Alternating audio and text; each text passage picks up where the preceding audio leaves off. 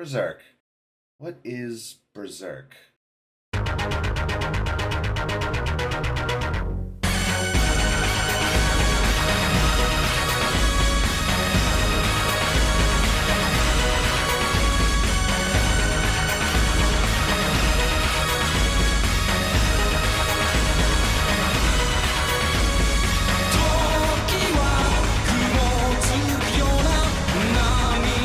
It's fucking raw, that's what it is.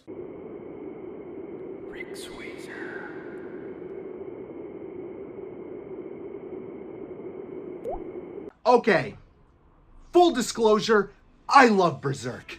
This right here, sickest shit I've ever read. It's one of my favorite stories of all time. Not book, not movie, not manga, not video game even, which we'll get to that. It's one of my favorite stories ever. And okay, I understand that's not exactly a hot take. That's kind of like the standard take when it comes to Berserk. I'm not exactly saying anything new. Wow, Berserk is good. Water's wet. The sky is blue. As you can see here, I'm a very big fan of Berserk. I got a bunch of little merch things. The resemblance is uncanny. I read Berserk and I immediately got interested in fitness. That's how influential Berserk is to me. Hey, it didn't really work, but it's the thought that counts, am I right? Oh my god, we're expecting. Now, I'm hyping up Berserk an awful lot, but I'm not exactly explaining what it was. And the sick-ass intro that I made in the beginning doesn't kind of explain it. So let me just take a second before I get to the actual Rick review and just explain what the fuck am I actually talking about. Because right now it just looks like edgelord shit, but trust me, that's not what Berserk is. For the people that don't know and the uninitiated, let me break it down for you. Berserk is a dark fantasy epic that follows the story of a single man, Guts. Guts is a one-armed, one-eyed demon hunter that goes across the land slaughtering everything that he comes across. And I mean slaughter. This dude does not stop for anything. The sick shit that this man pulls, I would consider to be a war crime. This dude's an animal. He has been cursed with the brand of sacrifice on the nape of his neck, which draws evil creatures to him whenever it's dark. Keyword dark, not when it's night, when it's dark. So whenever there's like a shadow in the room or something could pop out of there and attack him, and has in the past. And he's on this warpath to try and get the guy that put the brand of sacrifice on the nape of his neck, who is a man by the name of Griffith. And that motherfucker, dude, what the fuck? This guy's fucking evil. Like, you think you know bad guys? This is a bad guy. All right, now that, what I just explained right there in like the 2 minutes or whatever, is an extremely TLDR version of the story. Now, if anything that I've said so far and anything that you've seen so far has interested you in any way, the best way to experience the story is just to read it, because all of the adaptations are middling at best. If you won't read it or can't read, the almighty Lolly, that's his real name, that's his actual name, made a 21-hour video on Berserk. It's 21 hours. So, you know, if you have a day. But this isn't a review of the entire Berserk story. No, actually, this is a review of a video game. Berserk PS2, Chapter of the Holy Millennium Falcon War, or something like that. Because that arc has like 4 titles, depending on who you're asking. Berserk PS2 is an interesting beast, because this video game was never actually released in the West. This is a Japan exclusive. Lucky fuckers, because this game, we'll get to it. Now, because this game was only released in Japan, not a lot of people can get their hands on it over here in the good old US of A. However, funny thing, my PC actually is powerful enough and has enough hentai on it that it could be considered a Japanese PS2. Yeah, I guess that's pretty much it. Without further ado, this is Berserk PS2. Ooh, my big fat tummy.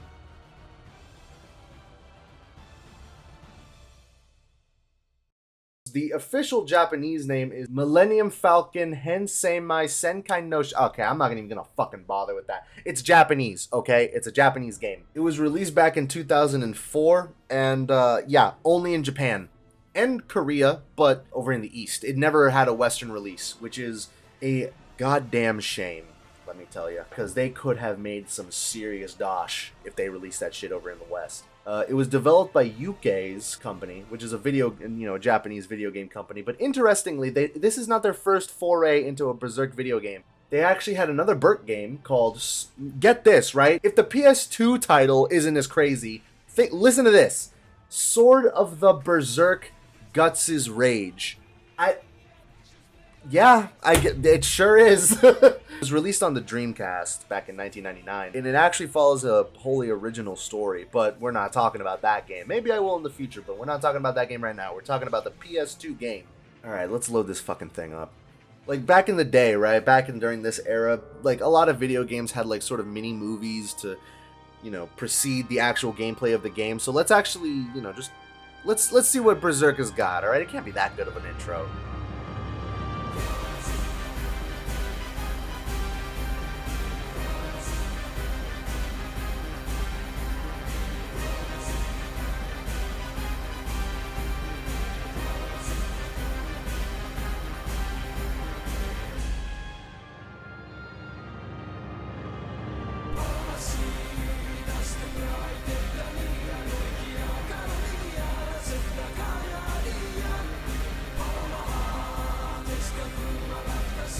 Wow. Holy shit, that intro is so fucking good. The reason why it's so good is mainly because of the composer, Susumu Hirasawa. Like, he's the go-to guy for Berserk music. I don't think he's ever missed. The dude has done nothing but bangers. He's made the intro theme to this video game, which is called Sign.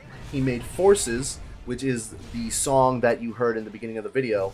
And he made the infamous Gatsu, or Guts theme, that everyone fucking knows, really. They hear it all the time in, like, memes and stuff. Like, the guy has made a lot, plus pretty much the entire 97 soundtrack. The guy is pretty good. The guy is excellent as a composer, and they knocked it out of the park with this intro. It hits, alright? It hits. The intro continues, and it just gives you, like, a very, very, very, like, even more TLDR than what I said, explanation of what's going on in the story. Alright, so the story goes, Guts was just, bullying with his slimes, just doing things that a young hustler does, and all of a sudden, this hating-ass motherfucker Griffith, he spent one night in Atlanta, and he got fucked up real bad, so he has to talk to the egg.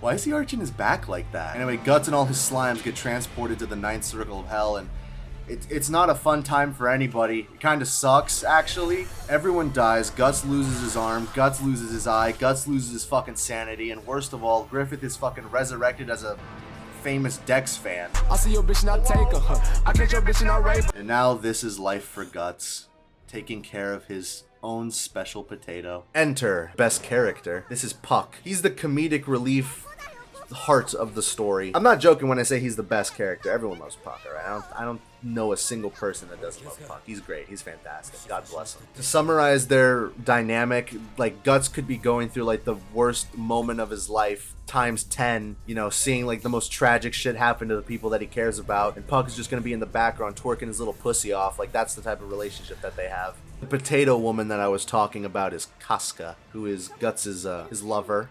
They had a thing before. It didn't turn out too hot, and she kind of went fucking insane. Now Guts is on a quest to restore her sanity, and the only way to do that is to get into Puck's homeland, which is Elfhelm. And yeah, that's pretty much the whole plot of the game. Just get Casca to Elfhelm. PS2 game covers from volume 22 to 27 of the manga. More specifically, it covers chapter 177 all the way up to chapter 229. And from that, it only covers the Guts chapters, not the other guys' chapters. In reality, the story isn't that long, but the game makes up for this in its own unique little way. Also, before you ask, yes, this is canon. Guts canonically fights snowmen. What I do have to say, though, like, immediately off the bat, you don't immediately go into the action. It stops everything and asks you if you want to do a tutorial. If you say yes, yeah, you're gonna be in that tutorial for like 10-15 minutes. Just meticulously explaining every single control individually.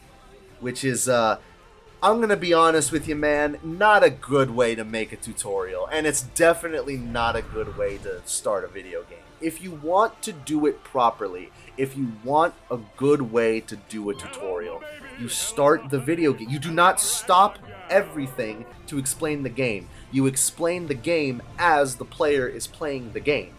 Also, you may be noticing the subtitles are not exactly accurate to the English language. That's because, like I said before, the game was actually never introduced to the West. The game never dropped in the West. And as a result, it didn't need an English translation. So, the translation that you're seeing at the bottom of the screen is a fan translation. I don't think the fan was American, though, because the English is still pretty fucked. Alright, now that we get through the tutorial, I have got to say, the one thing that they needed, that they absolutely needed to do, was to make the sword feel good. Let me tell you, the sword's got good game feel. Yeah, they nailed it with the fucking sword, man. The sword, the Dragon Slayer, this big iron hunk of metal, this big chunk of metal that Guts swings like a baseball bat, yeah, feels fucking awesome. It feels great. And it definitely, the feeling of weight that the sword has is definitely aided by the sound design, because that thing just whoosh, whoosh, whoosh, whoosh, whoosh around all over the place, and I love that. And it also helps the fact that when you hit an enemy, no matter what, the enemy just like gets bisected or split down the middle, or it just fucks them all up. It's so much fun. And thank God that it is, because they really drag it out. I mean, like, what can you do with a Berserk game other than make it a hack and slash? What, are you gonna make it a fucking dating sim? Like, no, that's not gonna happen. You can do all sorts of different moves with the Dragon Slayer. The square button is a light attack, the triangle button is a heavy attack. You can block and dodge. If you time the block just right, you can do a reversal and basically parry. Gives you a free shot against enemies. Along with the Dragon Slayer, you also have little bombs that you can throw at enemies that will instantly kill them and turn them into popsicle sticks. You also have throwing knives, which can stun larger enemies and just instantly kill weaker, smaller enemies. And you also have the fucking cannon arm, which, if you time it right and hit the light attack button at the same time after you shoot the cannon, you can do like an awesome sweet swing move that hits everything behind you, which is something that happens in the manga, and it's one of the sickest things I've ever seen. And honestly, I'm not gonna lie, bro, my tip creaming just thinking about it. Another thing that you have access to are abilities from members of your party. Puck can use his elf dust to heal you, a good portion of your health. You also have Serpico with his wind magic that can stop time, I guess. It freezes all the enemies in place, but if you hit them, they start moving again, so it's kind of like, it gives you a breather and gives you the opportunity to focus on larger, more powerful enemies. Just focus on them one-on-one. You also have Isidro's Fire Dagger attack, which is like an AoE effect, similar to the bombs. And you also have, oh, Jesus Christ, here we go. Shirka. That's how I always pronounced her name. I don't know how you actually pronounce it. It's a fucking weird name. Berserk has a lot of weird names, but I call her Shirka. Anyway, you could use Shirka's magic to give you a defense boost, which is nice. Okay, I just want to talk about this boss fight here. It's going to come back in the end. It has a payoff at the end, but I do want to talk about it now. Get this. Griffith shows up to the graves of everyone he's killed just to look Guts dead in the eye and be like, I don't really care that much, dog.